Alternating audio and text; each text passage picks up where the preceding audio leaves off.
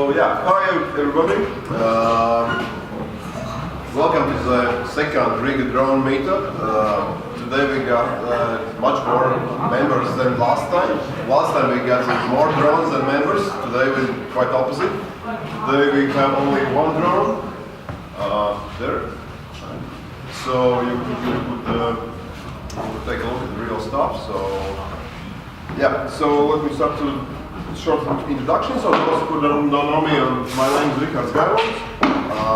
I'm organizing such a couple of entrepreneurship and technology meetups here in Riga, and this is one of groups I started recently to foster the drone ecosystem here in Latvia, because we are becoming a drone country. We have at least 2 successful startups, and I'm lucky of that. So we need to grow this ecosystem more, and because it's very exponential technology, and from both technology and entrepreneurship business side, and I think it's a bright future. So today's agenda. So we will skip personal introductions because it's going to take too long. So let's. We skip this part and go to the first part, speakers. So we got 3 speakers today. Martin from Airdot will show and tell us how this Latvian company called Airdot. Probably you have heard them before. But as far as I know, this is the first Latvian company what got exposition at CS fair. So. So it's first case from Latvian company, some kind of footprint in Las Vegas show. So second will be guys from UAV factory will show up live demo about flying drone, which is actually in real time flying somewhere around Yalka, I don't know, somewhere else. And then we have Chris Somas. Chris is here. Probably he will be a couple of minutes later. From Garage 48, he will tell about hardware and hardware program. Hackathon going on from Garage 48 side. So as I told, I decided to start this group because I see this is one of the exponential technologies: drones, automotive 3D printing, artificial intelligence, technology design, robotics, computer vision. Is that's what we're trying to cover. We're faster here in Latvia. I would like to see more and more technology startups growing up in those exponential technology fields here, and that's where we start to build this kind of ecosystem. And that's why we are looking for enthusiastic people, especially for a particular part of the technology. So in this particular drone meetup, I would like to see those guys who are making drones, who are going to make the drones, or making applications for that. Which probably could be turned into startups somehow. And a couple of words about featured events. So as I told, we get a whole Latvian technology entrepreneurship network consisting from 8 different groups. So this is January schedule. We are very beginning at the very end of January. So this is almost last meetup this month. Tomorrow will be mobile application developer meetup here in Mill. And this is scheduled for February. So 3rd of February we'll have a CUDA meetup for those who are making applications for computer vision, machine learning, and other stuff. So there actually will be guys who is trying to make a prototype of 3D of computer vision based on NVIDIA Jetson TK1 computer, and they're trying to put them in those robots called sumo robots. You know, the Latvian is also very famous about robotic those successful stories competition, robotic competition, and they're trying to build a robot who will be able to see and recognize objects around him, and something like that based on computer vision. And second will be 3D printing meetup, which we will host in Riga Technical University Design Factory in Deepsal. So those who are interested about printing stuff, prototyping and other cool things, regarding 3D printing, just yeah, we go there. Then we have a technology meetup in 11th of February for those who are dealing both IT and web science and biotechnologies. Then we have an interesting event for startups called Find Your Co-Founder Meetup Group. So those who would like to pitch very early stage ideas, not investor really, but who is looking for teammates or team members to build a startup or develop some kind of project. Then we have Bitcoin Meetup for cryptocurrency enthusiasts, and second round meetup will be February 24. Yeah, that's and last one is UI UX designer meetup also. All kinds of meetups are going to be here in the middle, except 3D printing meetup. So this is last slide for important companies we acknowledged last time here in Latvia. So you should know about Airdog if you're here. So it's quite quite well known success story. I would like to call them so. Second success story I would also like to call this company is UAV Factory. How many of you do not know this company before? Okay, there's a couple of guys. Yeah, it's also a Latvian grown company, and here's some representatives who will talk about history. Then we have one interesting drone company here who is dealing with 3D scanning of landscape, and actually this drone is built here in Latvia. It's quite expensive, it's very complicated, and we really would like to have those guys here in Meetup to show up what they're doing, because it's very expensive, because it's carrying a 3D scanner which costs around 30,000 euros. It should be very safe, not broken pieces. A couple of words of sponsors. So I'm representing Riga University. We're dealing with technology and entrepreneurship education. We are a foundation, and we get a sponsor from sponsors from Microsoft.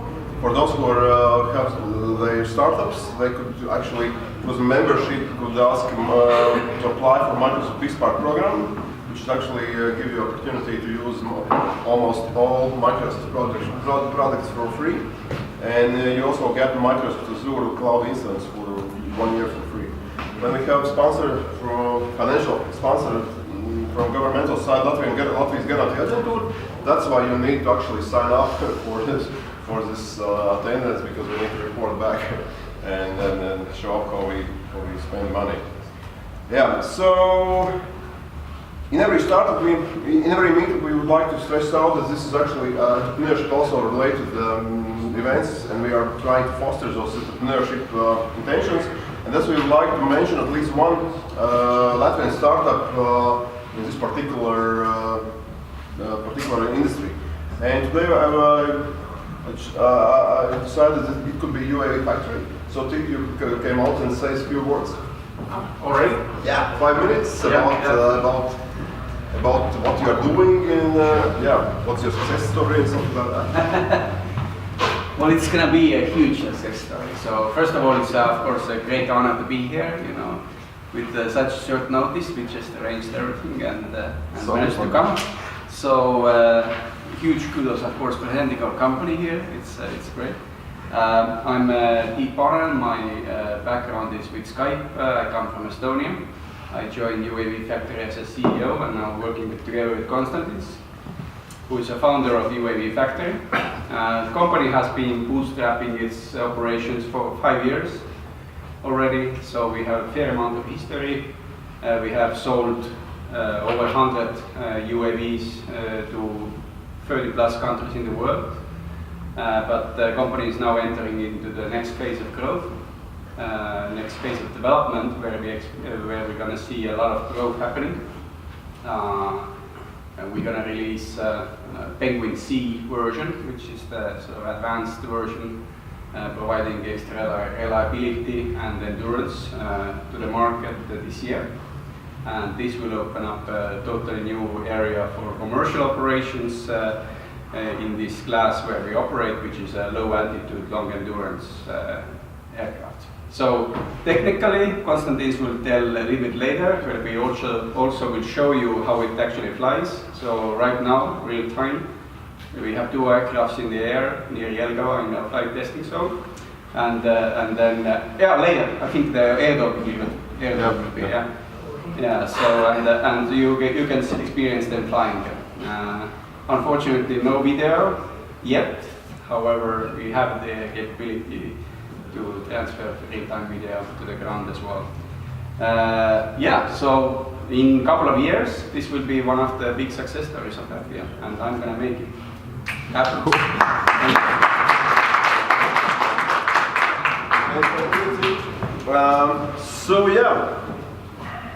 We came to speakers, so Erdog, the floor is yours, and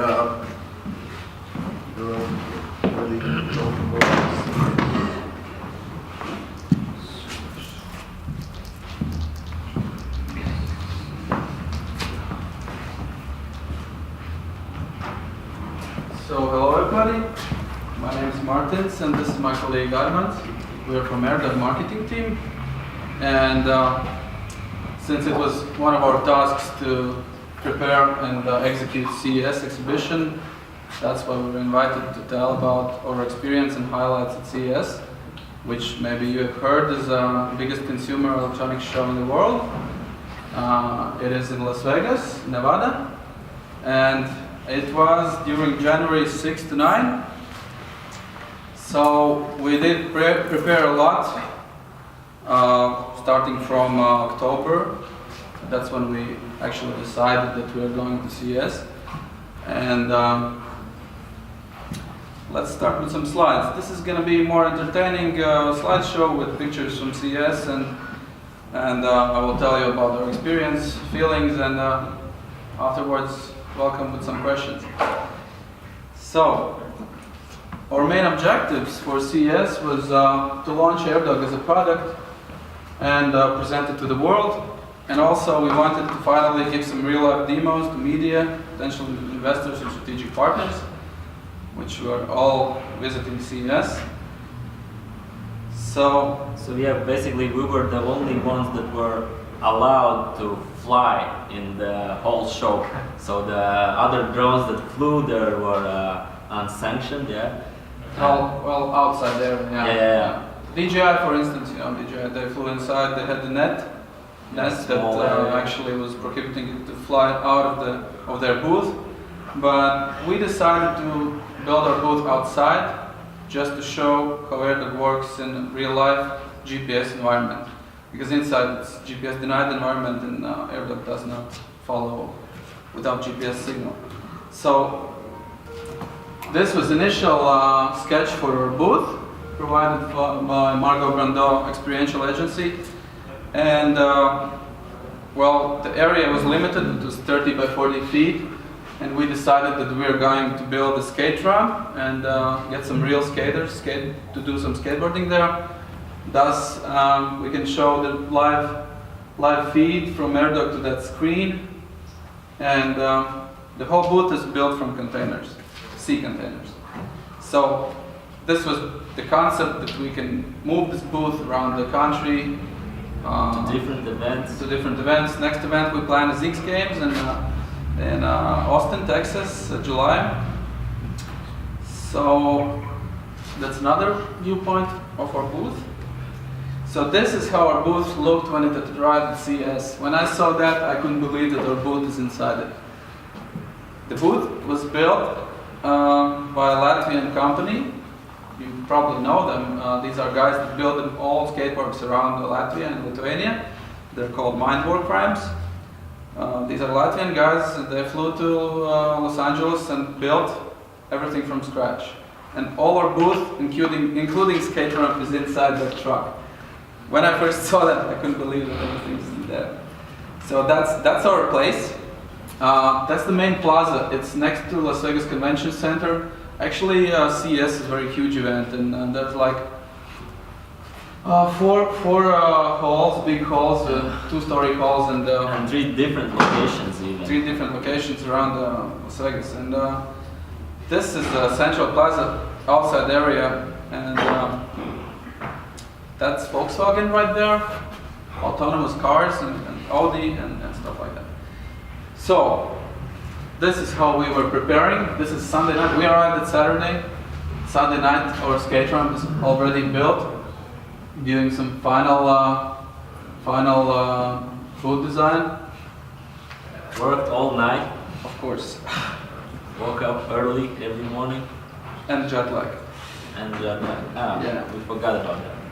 That's how it looked like. And yeah, in the morning, this is our booth.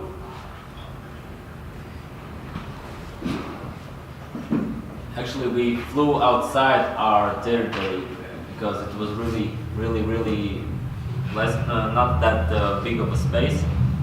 We wanted the drone to perform better, so we moved the drone outside our booth. And Well, yeah. that was not allowed, but we still did it. So that's our CEO Edgar's attempting to skate with broken hand. He tried to broke his another hand. So, while we were building our booth, Edgar's and the team was chilling in desert. Actually not. This is our test field. We were testing and fine-tuning and building AirDog before the great show. So we found those two coaches in the middle of the desert, and basically our team was spending their time there and flying AirDog like for 8 hours straight. So on Monday, January 5th, we organized the press day in Nevada desert. That is where all the main videos were shot about AirDog, which you have seen on BBC and Gadget, CNN. So this was the event that was organized by our PR girl. She's really good at it, and there were like, how many quad bikes were there? Like I think 15 or so, but the riders were like 5 at maximum, and all the media guys were really happy with the organization that we did. Some of us picked them up, no, not us, but the company picked them up, drew them here. It's outside of Las Vegas. It's like 30 kilometers outside of miles. Or miles out. it was very far, and it was hard to find this place. But well, the CNN coined that it was the most well-organized press day they have ever took part in. So we were really stoked about that. So this is how it looked like, and you probably have seen those articles, the BBC, CNN, Gadget Verge. Basically, what we did, we let those media people drive around the desert on quad bikes and let AirDog follow them. And the BBC journalist was so stoked that he was riding for 3 hours and he couldn't stop. He said, "This is so awesome." He was screaming like a little girl. Oh my god! Yeah. So they were excited, and the AirDog did well. Performance was good, and we were really happy for that. And this was actually the main day of CES. It was the day before CES, which was the press day. So How lost a lot of nerves, but in the end we came out with the good results, and everybody's happy now. some of the journalists couldn't find this place in the desert, so yeah. That was Friday. Okay. So yeah, the result was a really great media attention. It was really huge, and you can see a lot of international media here. So what happened at our booth? We had skaters, Madar Zapse, which is a Latvian skater who is well known in the world. He was accepted by Element team. Pro rider. First pro rider from Baltic States. Yeah. And he's a Red Bull sponsored rider as well. So he was our main showman. So he was skating all day on this mini ramp. And we did a regular show, like each round hour. We flew AirDog for 15 minutes or so. So yeah, this Mothers was the main attraction. Yeah, he was pushing the airlish buttons and making the AirDog take off and land, and media came and took pictures and videos. And as you can see in this picture, there's a wire attached to it. Many of you may ask, why is there wire? Actually, the thing is that CES administration required us to have a hard leash for AirDog because Makaran Airport is nearby. And if there's a flyaway, that could be a disaster. There is also a railway next to the Magnetic monorail. yeah, magnetic monorail. So That's also, but we didn't experience any interference from magnetic railway more than we felt those Transformers. electric transformers. yeah, by our booth we had those transformers. They're like 420 volts or something. Yeah, like supplying big electricity for the cases. whole area. So we had some minor magnetic Field shifts, right? Yeah, the drone wasn't always aiming correctly at the mothers. Yeah. We also had not so good GPS signal also. That was a problem. But still, it flew. And Yeah, this is Arman's holding the. yeah, they said you have to have a hard leash, and so we went to the depot store and got a wire and attached it to the AirDog, and that was really. It was funny looking. It was funny looking, and that was everybody was asking, what are you doing there? And it's like, our dog is not so trained, so we have to hold it on a leash or stuff like that. We made it up every time. And well, So, but everything was good. No flyaways, nothing. well, I don't know if next year CES is going to have the unmanned systems area outside or inside, but this year it was inside, and it's really awkward because drones are meant to fly outside. But, well, in US regulations are pretty strict, and you cannot fly around airports, and that's probably the issue. So this is the mothers with Edgar's, our CEO, at our booth. Yeah, and media really liked our booth design, and actually some of the journalists were taking pictures of our booth, how it was built. So big up for Latvian guys who built it.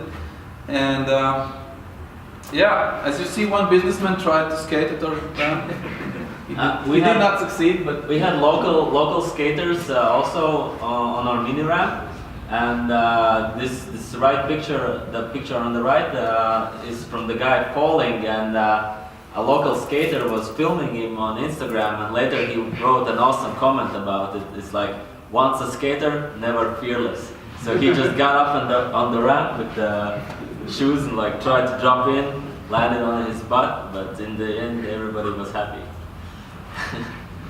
so yeah, we had a booth outside, but the issue was that this area was not very well attended, and we had to do something. That was the really big problem for us, but we came with solution, pretty much Latvian style, post-Soviet style. We just went inside and started. We took drones with us. Yeah, so some drones in leaflets. us, went to GoPro, went to Sony Action Cam, went to DJI Phantom, and Arman's Yeah, we had Hotel. a funny went. story that myself and our CTO took 2 drones, went inside to the drone section to look at the competitors and stuff. We went by Parrot booth, so they had a really big booth, lots of people there, they're like presenting their new drones, and our AirDog was folded up, and we were walking around with the AirDog behind us.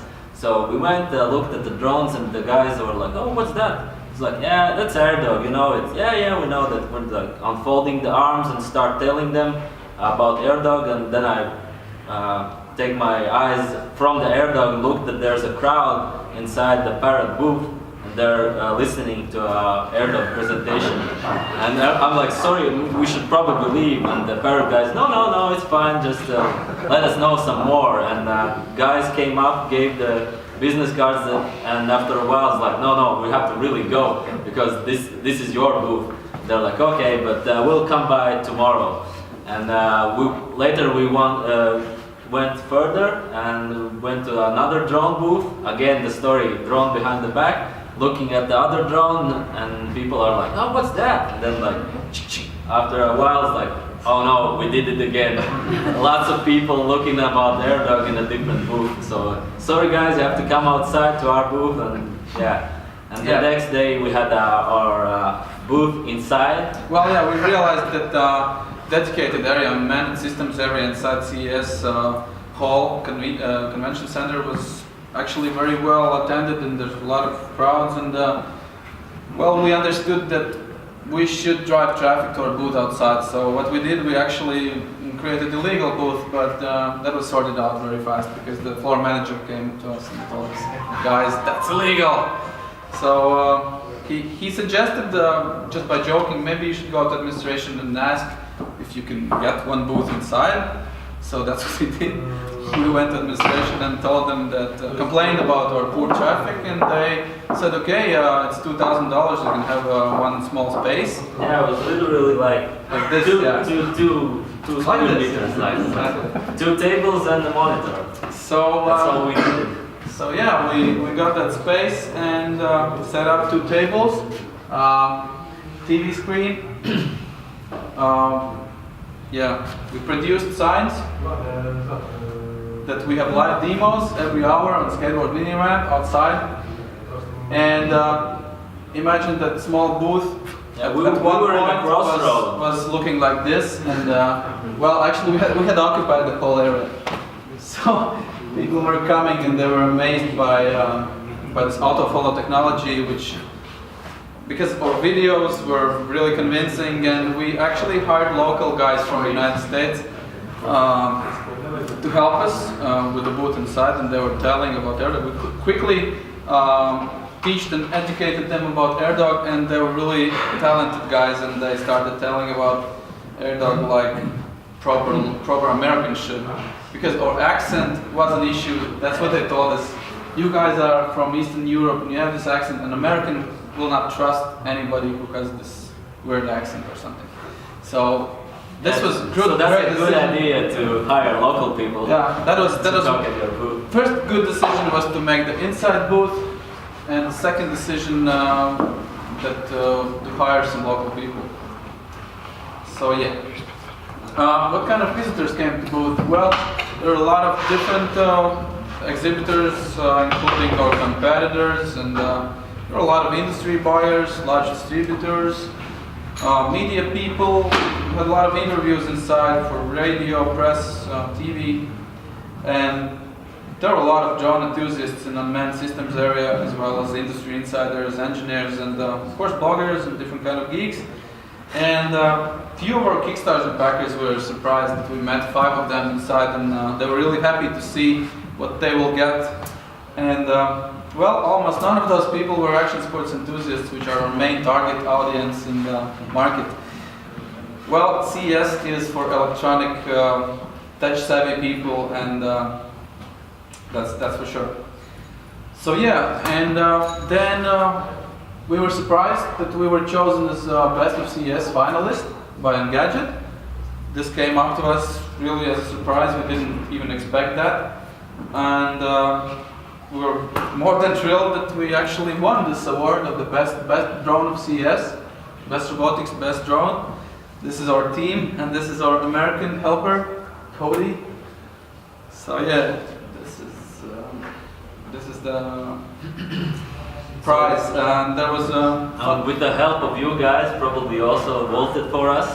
We got the 2nd place in the People's Choice. People's Choice Award. Yeah. We stood I against was going to tell that we brands. also came second in the People's Choice Award. 70% voted for AirDog, and most of them, I guess, were the same Latvians who voted for Girgensons.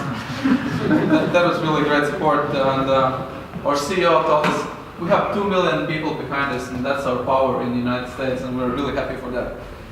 So, funny story about this award, it's really heavy. It's like, I don't know, 15 kilos. At it's least. really At heavy. least. And, well,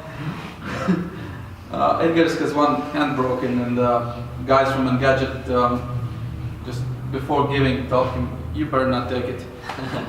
So, Agris was the lucky one who took it. So yeah, back at our office, and thanks. Happy droning.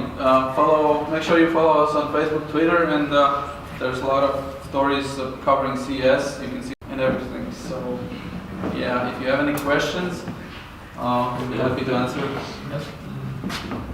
So many questions for. Yeah, hold your horses. Yeah, sure. No, nice story. Sure, but like I'm the person just here the first time, so I just want to know some basic things about your drone. Like, what is the main thing of it? That it is following the target, yes? You don't have a first- RC control, Yeah. first of all. There's a wearable device we have created, Airleash. It has 5 different sensors in it. And data from those sensors are fused and sent to drone via Bluetooth, long-range Bluetooth. And the drone follows the person who is wearing this wrist device. Not only follows, but films you. Yeah. Keeps you in the middle of the frame, so you can do your whatever you're doing, running. Well, it's built for GoPro camera and Sony Uh-huh. action camera. So you just put your camera on, Uh-huh. and you're like one-man film crew. You don't need anybody else to film you with the RC controlled drone. Okay, the second question. How it is adapted to the really low temperatures? Like, if I would take Well- a snowboard and go to Kamchatka, should I use it? Yeah, lithium polymer batteries, they discharge very quickly in cold weather. So you have to keep your batteries warm, and for 15-minute flight time, it will be enough if you keep them inside your jacket. So that's No, the drone is, yeah, we tested it in minus 15 degrees back in our test field, so no problems there, just the battery life suffers from that temperature. And what happens? Like, You- okay, it's so... Battery it's drains less really time, fast. yeah. Less No, time. no, yeah. after it, so the drone just fell? No, it has we have a a, signal back to Airleash that the battery level is low. Yeah, when the battery level is low, there are 2 options. Drone can go back to the takeoff position, or you can land it manually with the Wherever help of you want. Airleash whenever you point it to land. So it's mostly for the summer sports, right? why? No, you can use it in winter as well. But for the short time.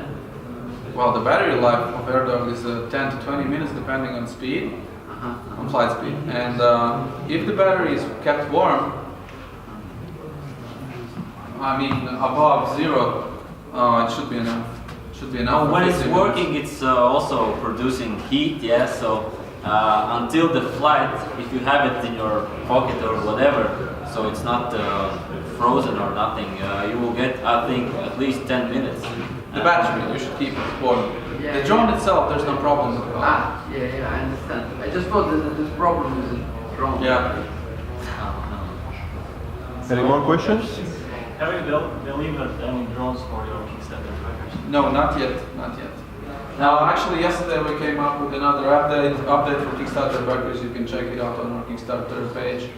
And we're sending out the first 10 beta test units for beta testers. And Those once- are from Kickstarter. Yeah. These people are from Kickstarter that we handpicked. Yeah, and once we have received feedback from them, we're going to finalize design and start production in, I guess, March, April. So the first deliveries are going to be around May, June. And when the average customer will be able to purchase, it's also around May, June. Q2. Yeah, very important too. So how do you hire someone local from CES? Are there people who are just available to do booths, or did you put out an ad? How did we? Hire the local people. Oh, no. The skaters? There were, No, for the booth. Yeah, we had before that we actually Armin's task was to find local skaters because one guy Armin's he cannot skate all day, so we had some local skaters from Las Vegas, and they had some friends who wanted to work. So Now we needed people, and it's like, do you know somebody? Yeah, I know Sarah, I know Cody. Let's call them up, and they're in the morning. They're there. We gave them a crash course about AirDog, and they're good to go. yeah, Cody just came Enthusiastic from and Iraq, and he was used to yell at people, so he was really good at overcrowded booths, yelling, and we lost our voices in the evening, and actually we're so busy that we didn't see anything from the CES itself. We're like dead tired at home, sleeping, 6 a.m. waking up, going back, preparing for the show. So it's a very short marathon, but it's definitely worth it. So if anybody is considering going to CES, I really suggest, because the media attention and strategic partnerships you can build there is really immense. So how much does it cost for Latvian company to be at CES? Well, Wow. this space, outside space, cost us $50,000. Inside booth, they were much cheaper. You can get small booth, like 2 by 2 meters, I guess, for Together with $2,000. With exposition, with traveling, with other stuff, so total budget is... Well, I don't know if I'm supposed to talk about that, but that's a lot. That's a lot. And that doesn't include building the booth. Well, that's why we chose Latvian builders. We wanted to actually make it cheaper, and we did. We bought sea containers and basically we rebuilt them. So I think it's a good investment for future. This is very modular and mobile booth. We can take it anywhere, and we can make a pop-up shop somewhere in the mountains, in the alpine skiing, and somewhere. And where are those containers now? In Las Vegas? They're in parking lot in Los Angeles. That's not storage lot, not the parking lot, storage. But also the thing is why we chose Latvian builders is because we want to support our Latvian fellows. Yeah, of course. And, Not only- we definitely knew that we can trust those guys. Yeah, we knew them personally. So And second question, how many drone companies represented the CES altogether around? Around 30. 10, 15. No, No, more. I think 30. Because I saw, That's true. there were a lot of Chinese also. I think around 30. So you're best one from 30. Well, it's not only drones, but robotics. Robotics. Drones, robotics, that was the big category, yeah. So the robotics involved. So I don't know how much, we should check it out. I think there was a finalist list on Engadget webpage, but I haven't checked. Any more questions for the other guys? Is it possible the drone to be in the waters? If now no, then maybe someday. To land on water or? No, to be in the waters and film in the waters. Like Oh, you mean like water dog? Yeah, Well, we'll be working on that after we deliver AirDog to customers, yeah. I know that there's one particular drone that can land on water and film underwater. You can find it on the internet. It's completely waterproof. Oh, cool.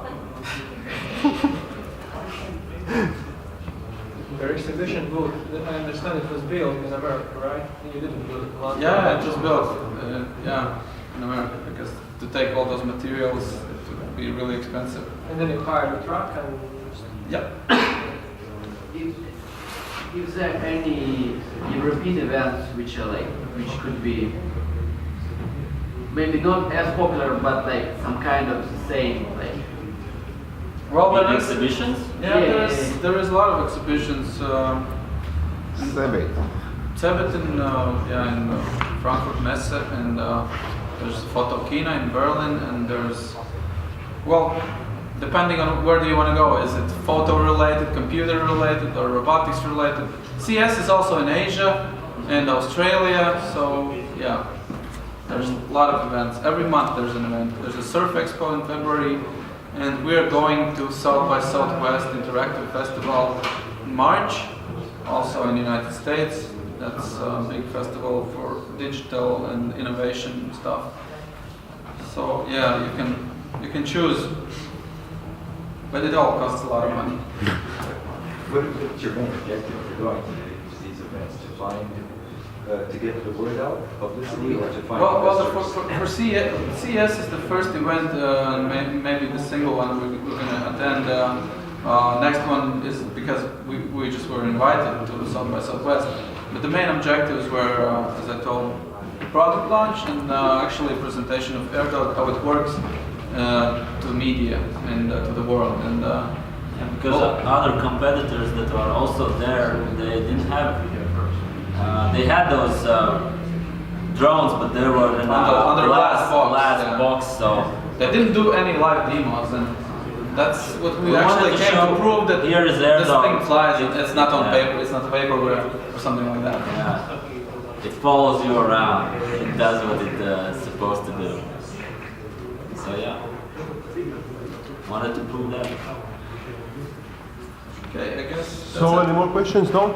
I just want to ask what's the main obstacle you had while you were designing the airbag at the If there was something particular you had? The main challenge, you mean, yeah? Challenge. I think the main challenge was to build drone for action sports, because there are a lot of speed involved, and we wanted to make it really compact and portable. So that's why we're working on this foldable design. Actually, it took us a couple of months. We had a few iterations of different designs how to fold it. The first version was looking like a turtle. The arms were coming out of the body like turtle, sticking his hands out. And yeah, actually, this design was inspired by our logo. I don't know how it happened, but the guy who drew our logo, I don't know. There's no slides showing actually how AirDog looks, but you can see it here. You see it's very similar to a logo, and something clicked into engineer's head when he saw the logo. And So usually you design the logo after the design. yeah, something happened vice versa. But we had a design really close to this, but the logo was the final touch. Something about triangles and vice versa props, because props are inverted, and yeah, well, it worked. So probably my last question. So one is that you're quite related to the film industry because of filming, and in Austin, Texas, there will be this SXSW exhibition. Are you going to be there? Well, as South by Southwest, yeah, we're invited there to the South by Southwest Accelerator, which will be judged by different investors and venture capitalists, and yeah, we're finalists, and we're just invited to be there. So we're going to be there just on presenting AirDog on stage, not exhibiting. Oh, okay. And second question about you quite heavily rely on GoPro cameras actually, and they discovered last year that they're going to build their own drone. So Or buy a company which builds drones. okay. Well, we don't know that. So you see this as some threat or opportunity for you? Well, I think that we are going in the right direction if GoPro wants to jump in that market. So well, we know how much time it took us to build one, and I don't know if GoPro has resources, because we are well ahead of everybody. I mean, we have seen attempts by Hexo, by 3D Robotics. They have built something similar, but it's not working quite good for action sports, and it's tracking your smartphone, and GPS signal is very unreliable when you want to actually measure somebody's altitude, and iPhone doesn't have a barometer, and it also is not waterproof, so you cannot go surfing with it. That's by developing Airlish and by writing all those algorithms, I think that our drone is pretty much ahead.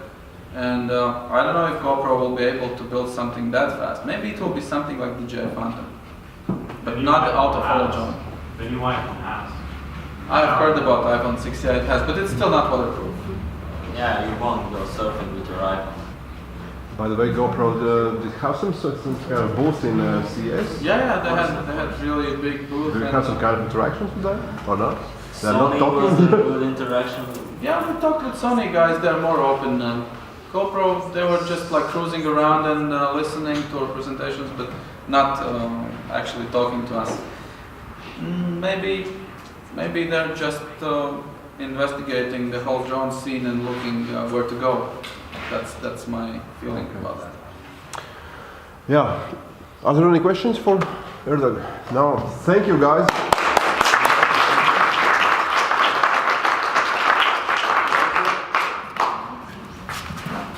So yeah, we get second speakers.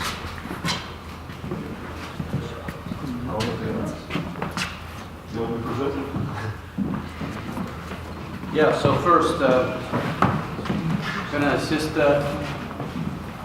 show you the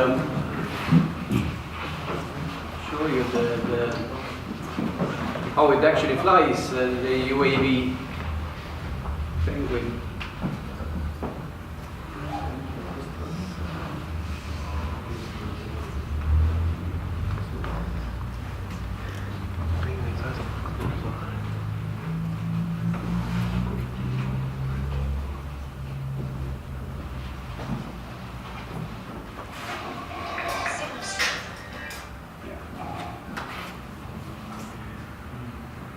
So you know what's the product? Sorry, no music today, but Yeah.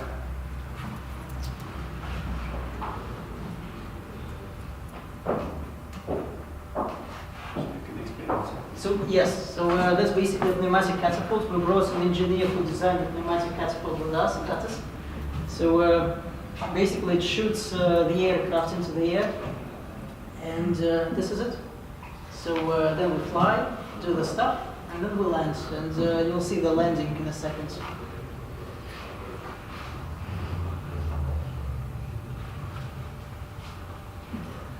So basically that's the ground control station. So the control, it's not like control, but it's mission planning goes from the ground control station, video is from ground control station. And recovery for the latest aircraft is with a parachute and aircraft. So aircraft actually estimates where to deploy the parachute so it lands in very precise small space, because there is a lot of challenges like the wind drift, uncertainty of the wind direction measurement, and so on.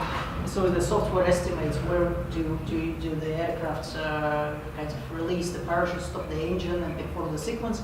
So it's relatively close to the operator, so you don't need to land somewhere and then go and pick it up, like a couple kilometers away.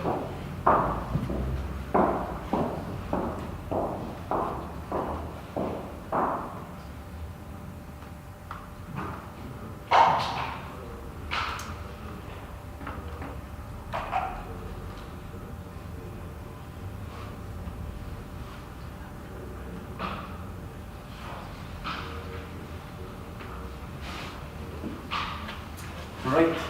So Guys, okay, so what's going on? We're not prepared. Probably you noticed it already, so we are very well prepared. You know, they're flying there. yes. But basically the idea is that we have several teams of operators, like half an hour drive from Jelgava, and we have 2 restricted airspaces marked by Jelgava.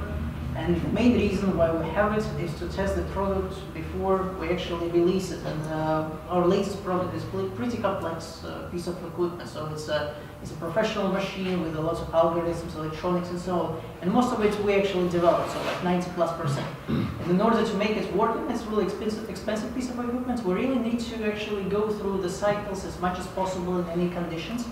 And our current target is to get in the last iteration of this Penguin C, which is basically before delivery.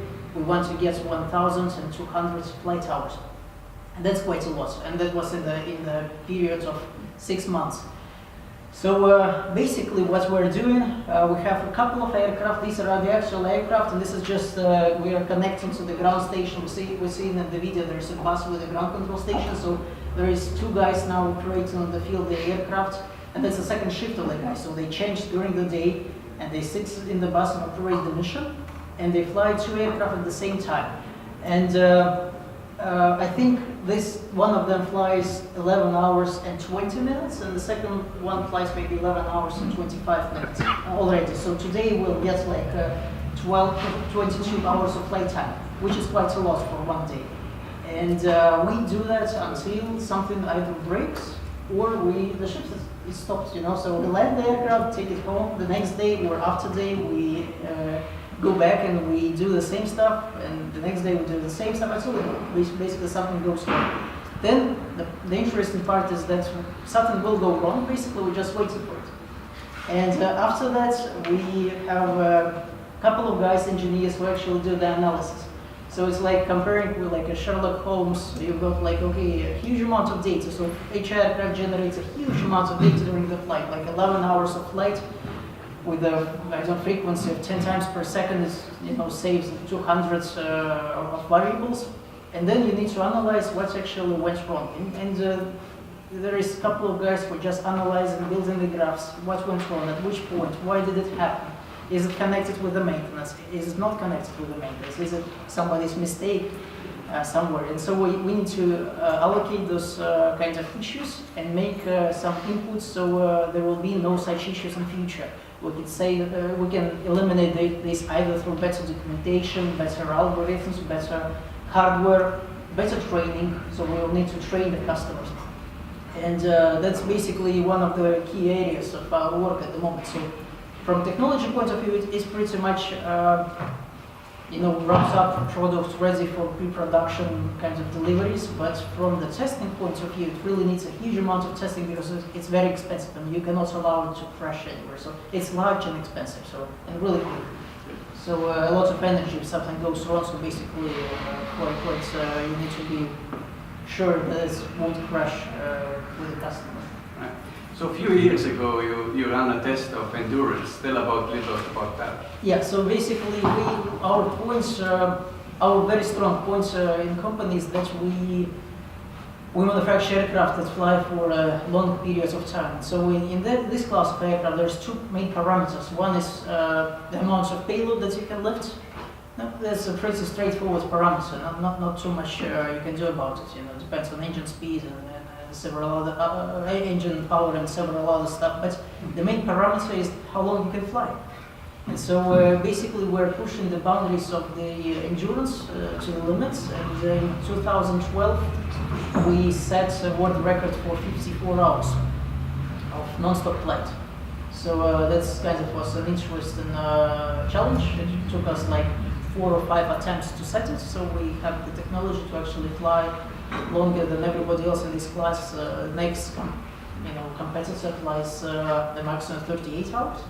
So it's significantly less than us. So that's our kind of specialty. And we have a special engine cell to develop and optimize it from the engine point of view. So engine plays one of the roles in the endurance and reliability. So if engine fails, everything fails. Basically, you crash. And so it needs to be reliable and efficient. And for this type of aircraft, sorry, I don't have images. We can maybe Just go at the website. Yeah, I never use that, so It's really easy. It's just switch. And hold. There you go.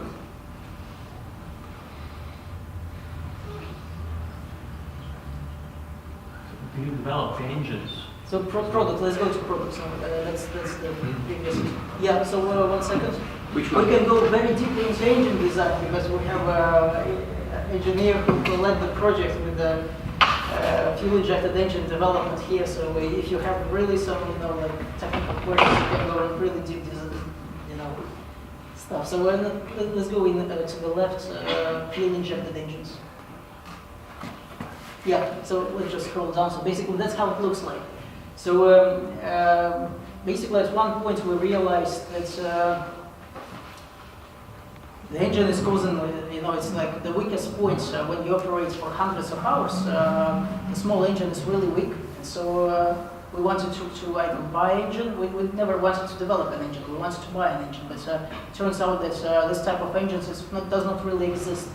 And there are several companies that manufacture something similar, but it's extremely expensive and really does not operate as needed. When we started pushing it to the limits, we kind of discovered some issues there. And basically it stopped us. And so what we had to do, we actually had to start the engine development process and develop the engine from scratch. So basically we manufacture the most complex part of the engine, so we don't manufacture simple parts, but we manufacture the fuel-injected parts of the engine. So we built an engine testing facility. So we're fully instrumented with gas analyzers, various sensors, fuel level measurements, and various software packages to actually do the design. It took us, probably 1.5 years to develop a full operational engine. So at the moment we fully fly with this type of engines, and we currently discussing, for example, selling these engines to Israeli companies, and well-established Israeli companies, which are on top of the list, from Israel. So and these are operational in various parts of the world as well. So. I'm getting too much into details and technical stuff, so yeah. So in the test you're running, what kind of problems are you looking for or finding? What kinds of problems? Hardware, software, engine? What's all happen? Anything, like everything can happen. So I don't know. A lot of. We have no engine problems. No engine problems for the last few months, but. Is software a big part of it? How is it controlled? So we have a part of software which is ours. We have a part of software which is not ours. We have lots of kinds of algorithms built in which we designed. So sometimes coincidences happen and you never imagined it before. And several coincidences happen, and then basically it can cause an incident or accident or a crash. So we try to figure it out. Could be software problems as well, So basically, everything has a bug. We just need to find it. So Yeah, I guess the other sort of worth mentioning last year in Miami trade show. yes, so in Florida. So in Florida, yeah. So the aircraft was actually flying in Latvia, but it was controlled from the States. So when people realized that, they were like, "What?" But it's actually possible. So we did a similar presentation during there is a big UAV show in USA. So basically last year what we did, we had similar setup but with the video. So you can see in real-time video. So you have a video on one screen, you have a similar setup on another screen. Basically the guys come along and you kind of show it. Oh yeah, very cool. Because all simulators look like that. So it doesn't really you don't realize it. And then we changed something in the flight path here. We don't change it today because, for example, we don't know how to change it anymore. So it just became too complex. We're not fluent with this one. But basically, you change something and you actually see on the aircraft starts to bank and you see the ground. You see, and everything starts to change. Then something like rings in the head. So. But this is strange, it's day here and it's night. Where is it? And then you realize it's a different continent and it really flies and you control it. So that's an interesting point that we did. That's a sort of proof case of the future, what will actually happen in the future. What's the longest distance you have flown? Can you fly to Ukraine, for instance, do surveillance and come back? Yeah, the distance is basically limited only by the fact, how you can connect to the aircraft. And that's the limitation. For this type of aircraft, it's like 100 kilometers. Maybe you can squeeze 120 kilometers, really, if you would like to. But if you just switch off the communication, you can fly in the straight line like 3,000 kilometers. Can you control we never satellite? did it. Yes, that's an option, but basically it's not in our interest to do this stuff because it's not, doesn't have a commercial application at the moment. Yeah. So we don't concentrate on it at all. So what we concentrate on it is commercial applications, which are really, the first applications to be used for this type of aircraft. So it won't be controlled through satellite because you need video down. Yeah. So the application areas for this kind of aircraft will be dull, dirty, and dangerous. Dull meaning that you need to cover the field. Fields in the worldwide, outside in the world are a little bit bigger than in Latvia, like agricultural fields. So you need to make pictures of the crop situation. Right?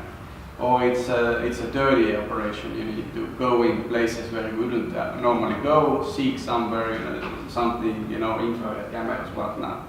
The beauty of drones is that you can send them into harm's way. You can send them into situations where you normally wouldn't send more people anymore, right? Because they are in danger or something like that.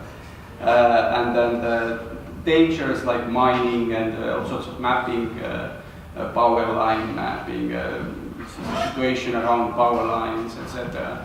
They can attach various payloads, and depending on the payload capability, it can just fly for hours and hours and hours, which in manned aviation is impossibility. Somebody is flying for 3 hours, doing the dangerous operation. They just return back to base to refuel, change the pilots, etc. But this guy can stay up more than 20 hours in a row.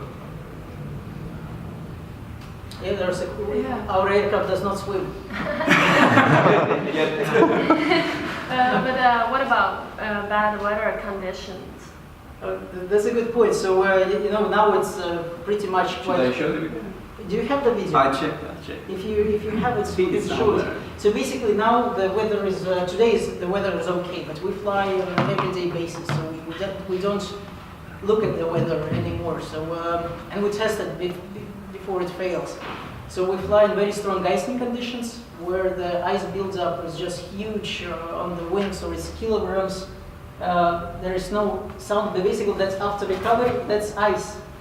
So ice is falling down from the aircraft, pieces of ice, and you will see it will go around the aircraft, so it's like 2 or 3 kgs of ice, and manned aircraft, it's impossible to fly in this condition at the low altitude. So these are pieces of ice. Aircraft spends all day in very humid clouds. So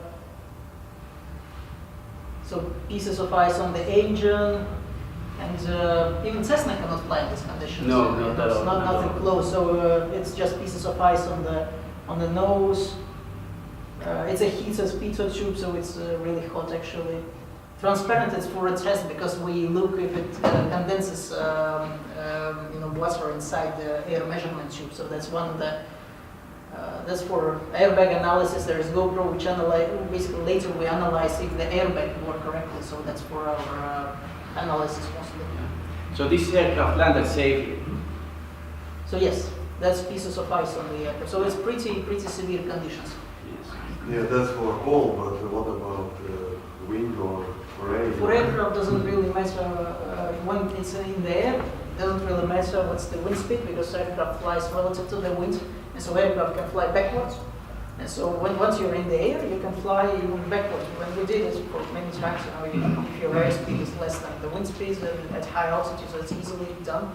So, but for the landing, yes, the wind speed for the landing, it's the limiting factor of variation. So you cannot really land on very high speed because you have airbag and everything will just get jammed. So obviously it will make small damages, but repairable. But however, the wind direction in our case, where we land with a parachute, is not really an issue. If it would be landing on the wheels, then the wind direction, imagine if it flies for tens of hours, wind direction changes, and then you have to land, and it's this kind of small light UAVs, they are very sensitive to side winds, for example. So in the parachute recovery case, the reliability is just increased by the, you don't care where it drifts after it opens the parachute. You just have to put the position where you want it to land, and the algorithm actually calculates where it's going to deploy. So, yeah. How do you fly? Do you fly beyond line of sight in Latvia? That's one question. And the other one is if you do fly like this, how do you deal with the radio permits? Like, do you apply for some stronger radio links? Do you get some special permits, or right. How does it work here in Latvia for so you? that's pretty simple for us. For us, it's really what we're after is to fly, let's say, in a small restricted area, which is I think 5 by 5 kilometers. I don't remember. We have a couple of those. When we fly in various patterns, or you said it were, for those two, it was just circles, one circle above the other one. Yeah. And we get the air time, the operational time. So everything works on the aircraft. So we don't really care for tests where it flies. And we cannot fly outside the dedicated airspace because it's pretty much a stupid thing to do. It's dangerous, And for users, they also need to close the airspace at the moment. There is no regulation, so the only way you can fly, you need to close the airspace and then fly in this airspace.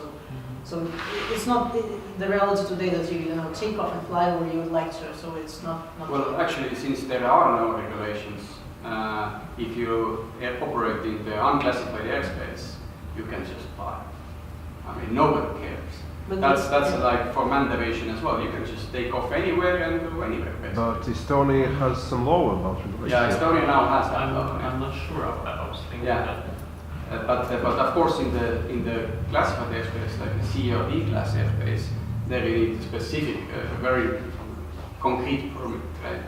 And in terms of like, if you are an operator and you have a customer need, then you should just solve that airspace reservation ahead of operations. And radio reservation. Radio is another topic, so that's not a problem.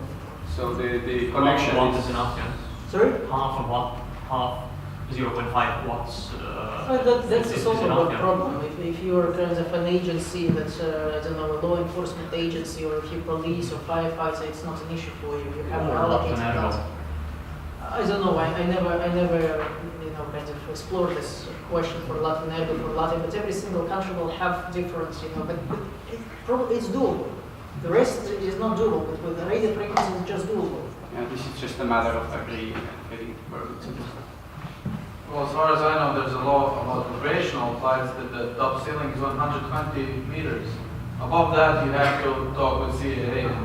But you need to see if you have line of sight as well. Yeah, sure. If you fly under the radio controlled kinds of guidelines, when you actually see the aircraft and can do something with it, that's fine. But in our case, we fly really quick and otherwise we get. So commercial airlines do not fly above that area where you are testing your drone. CAA knows that. We have a huge margin on top. CAA, it's allocated by CAA. We allocate it for the CAA help. So there's no tums everywhere. Yeah.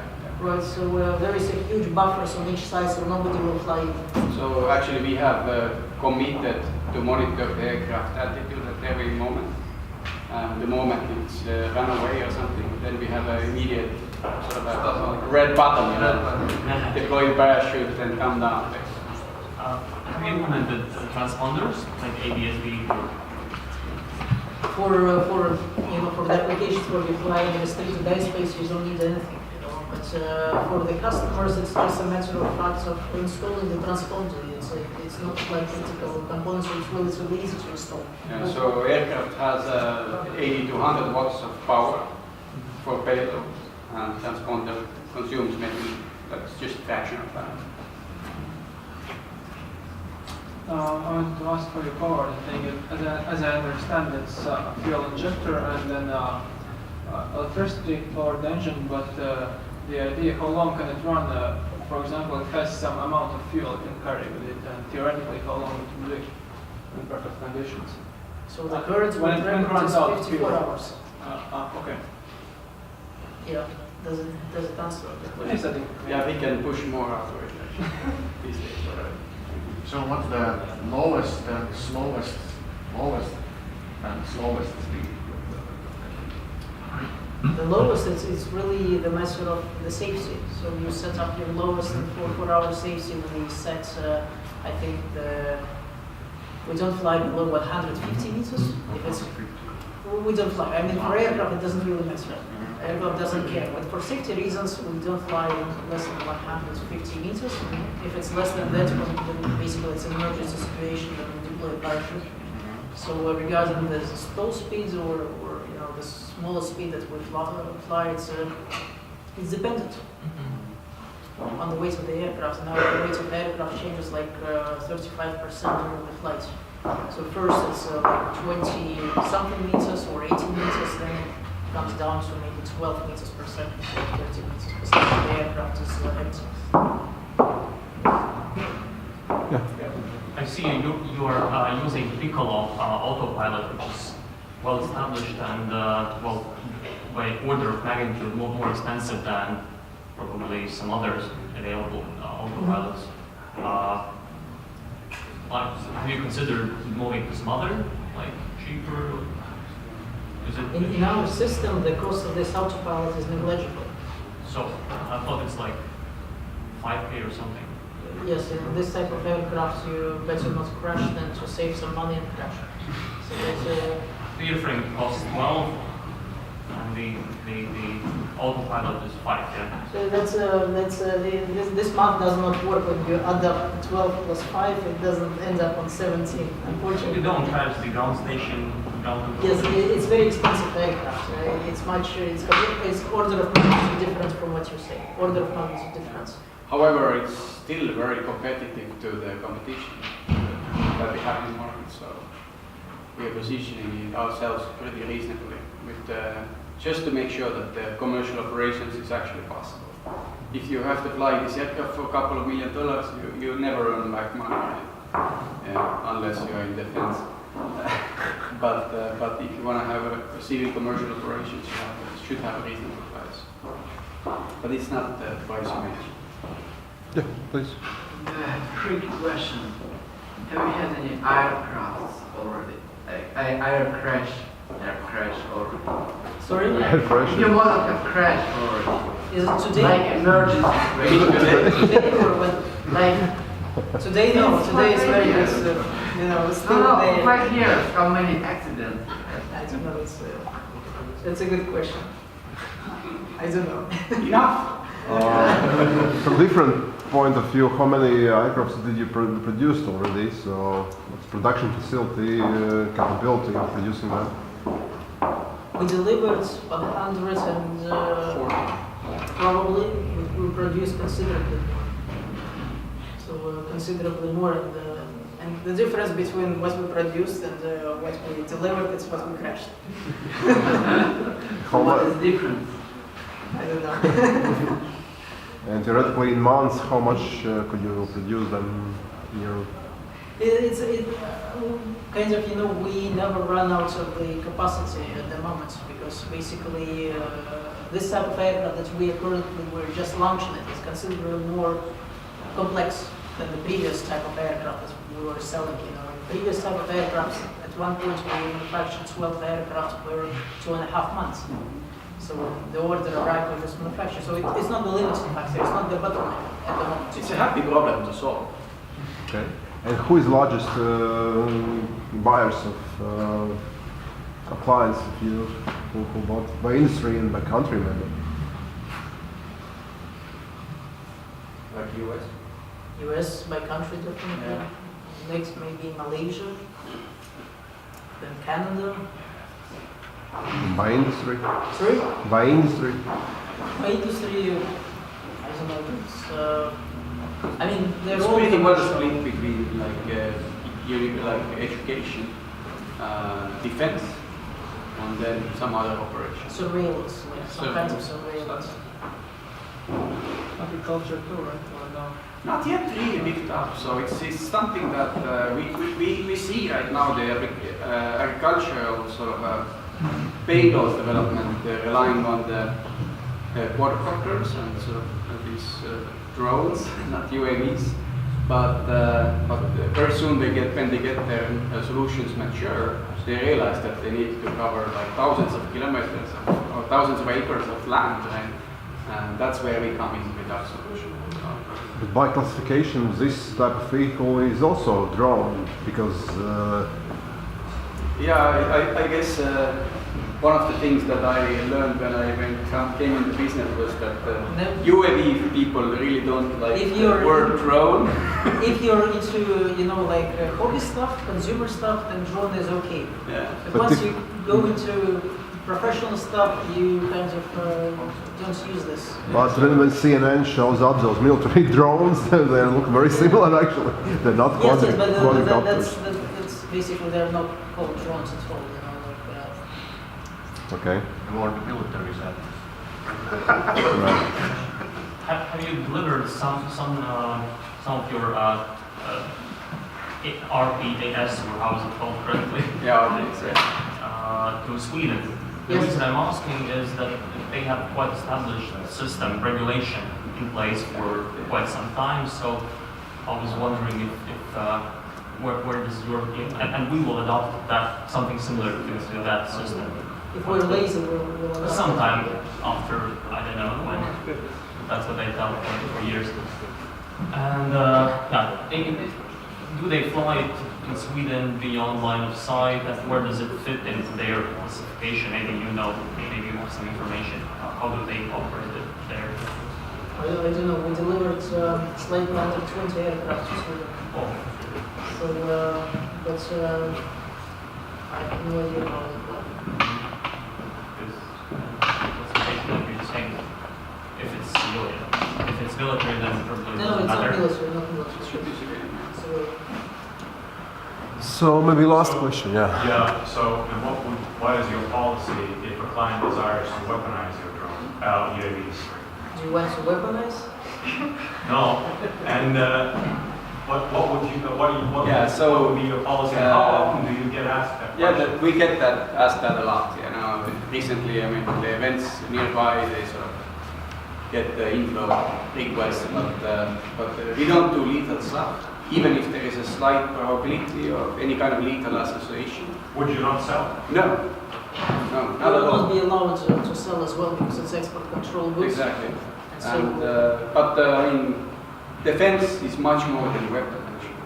Like, it's surveillance, it's border guards, it's public safety and stuff like that. So there our solution has a very firm application. So have you sold to any government to defense? We sold to governments laboratories quite a lot Yeah. actually. So Naval Research Laboratory in the US, then Air Force Research Laboratory in the US, in Mexican Mexican Navy. Mexican Navy, in Canada as well. I don't remember something similar.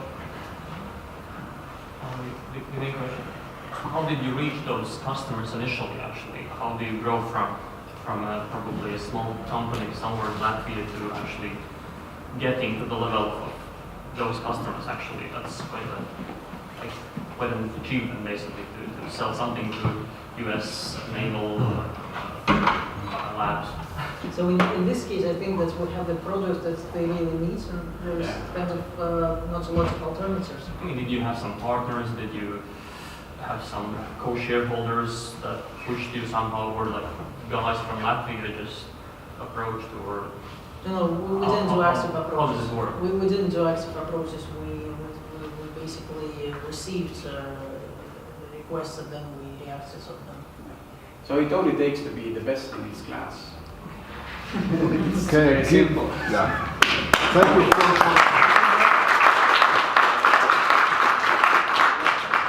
And we get the last speaker for today, Chris. Hey, I'm going to keep it short. So my name is Chris. I kind of daily basis work in a software startup, but I'm also involved in Garage Parade, which is kind of a startup entrepreneur community. How many of you here are hardware engineers? Okay, 3. Okay, cool. How many of you would like to build your own drones or hardware stuff? Okay. So basically, there's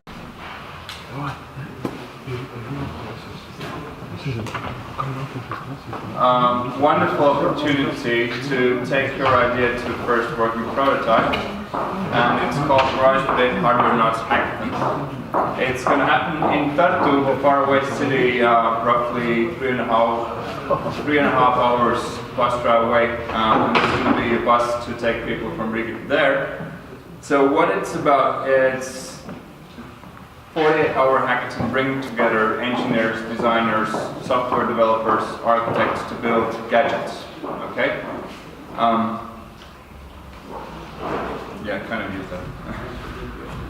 And the cool part is that we are putting together a massive amount of equipment for you to use.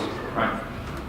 So basically, you can come with any kind of idea, and you'll have quite a big load of 3D printers, CNC mills, electronics, different kind of stuff available to build a working prototype.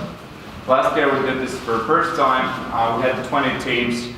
A year later, 6 teams are still live and either funded or bootstrapping and going further. So there's a statistically 30% chance to start a hardware startup there. Last year we had 140 people, roughly 25-30% from Riga, Latvia.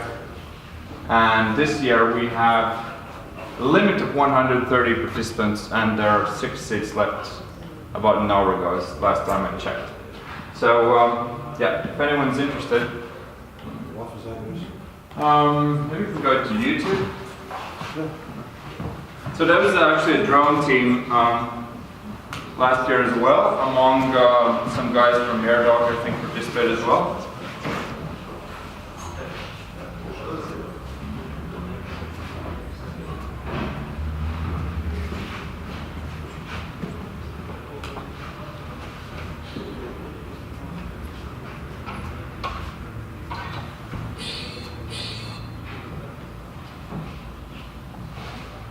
And I'm going to just quickly show a pitch.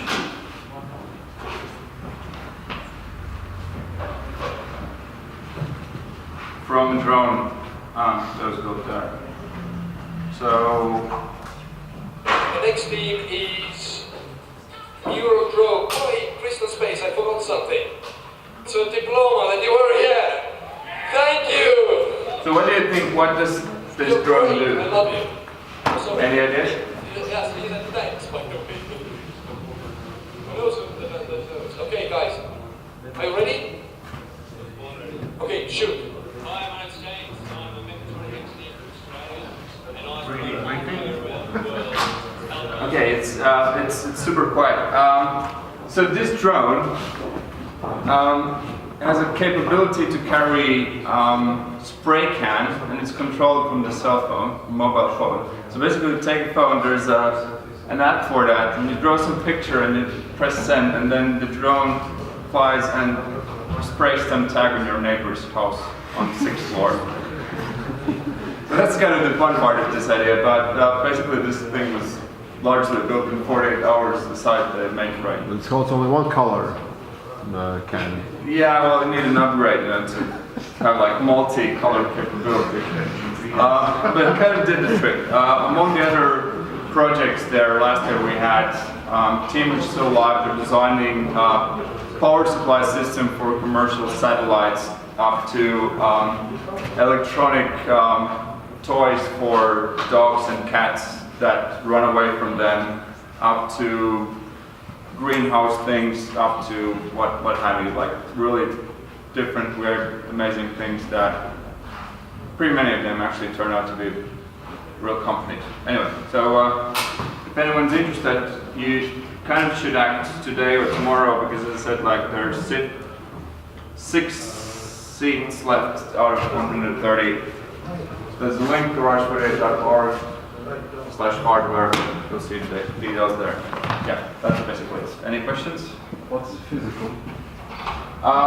Physicium is amazing science center in Tartu. You can actually Other one.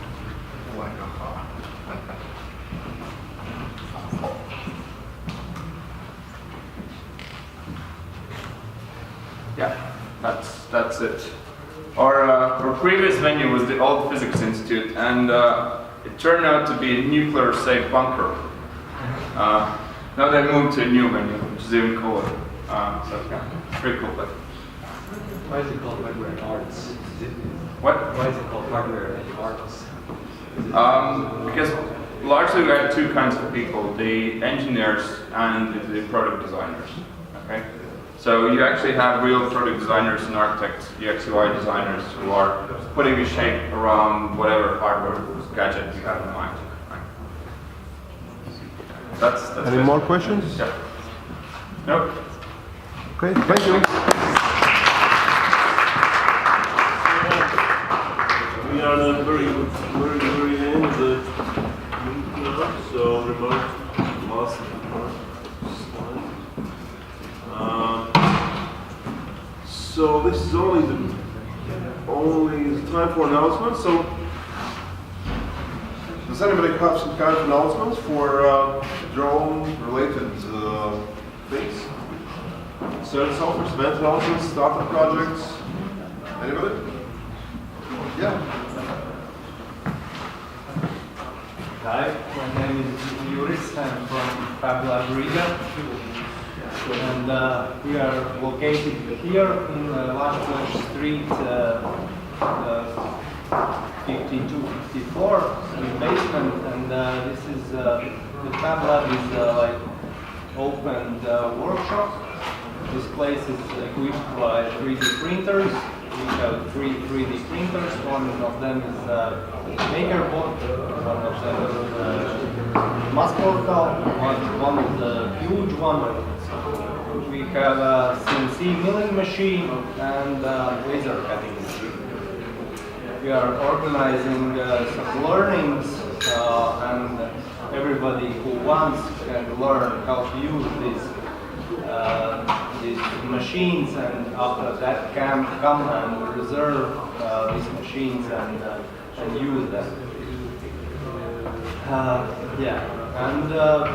I have an idea, maybe if somebody wants to make some drones, we can organize some drones making workshops. Yeah. Maybe in some evening we can do this. Is there some 3D printing drone projects on the internet? I haven't looking for that. Okay, any questions for that? Okay, thank you. Any more announcements for today? No announcements? Okay, so yeah. That's it. I would be happy if you when you're leaving, just put your signature on the list because we need to report back to state organizations about spending their money. And yeah, thank you for coming today. See you next time in end of February. And if you have in mind somebody who talk in the next event, bring me some kind of note or drop an email. And here's one live drone outside here, so you talk to Sergey and touch the system and ask the questions. Okay, that's it. Thank you for coming.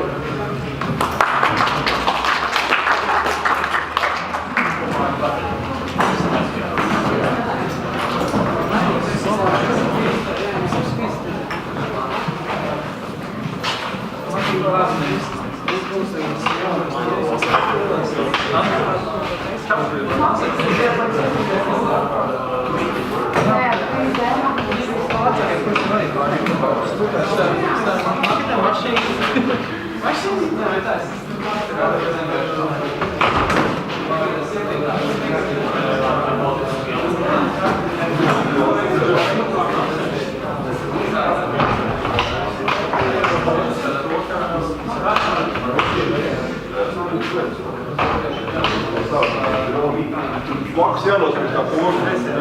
Jā.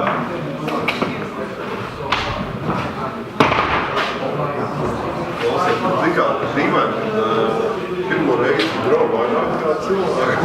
Kā reizi ir cilvēku vairāk kā dronu.